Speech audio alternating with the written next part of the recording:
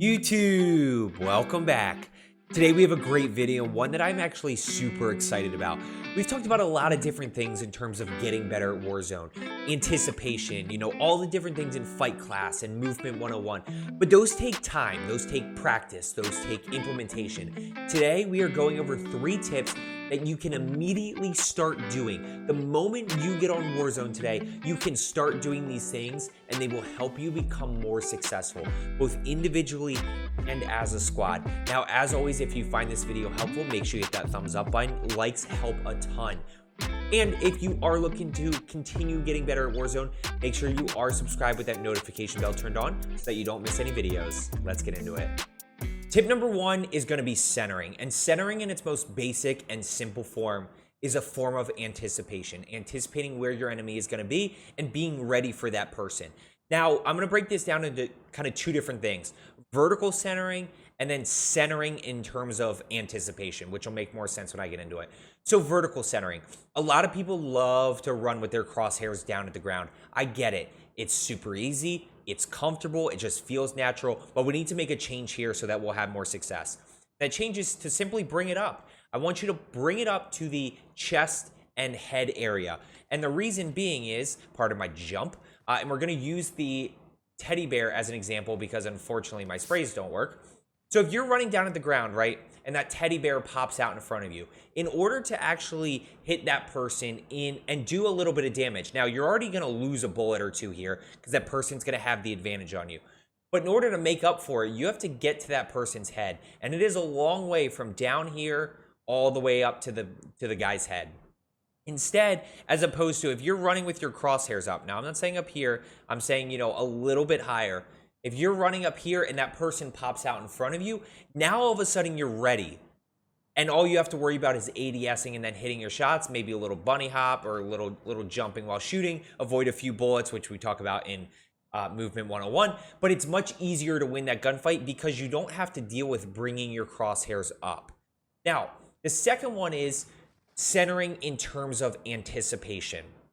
And this is another simple one where if you have a general idea of where somebody is, we're talking pushing a building. This really, really applies to stairwells. But in a building, around a building, we're talking closer range here. We're not talking 70 meters with a FAR. We're talking a lot of stuff within the 20, 30 max range. You want to anticipate where your enemy is actually going to be and put your crosshairs there. So the easiest example I can give you is, say I'm assuming somebody's top office. I'm anticipating somebody's being there, whether it's because of UAV or whatever it may be.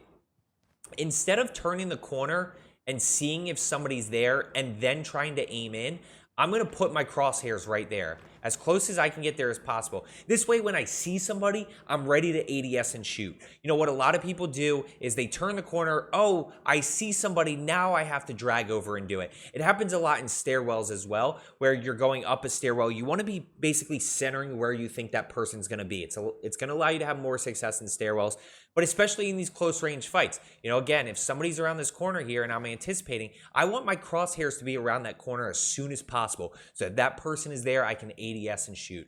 I'm going to show you a few examples here. I'm just going to let them roll. I'm not going to talk over them, but this will make a lot more sense when you actually see it in game.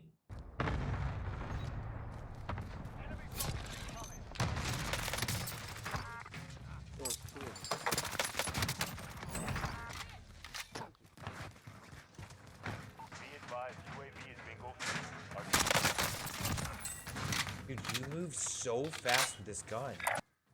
Yeah, res them behind each other.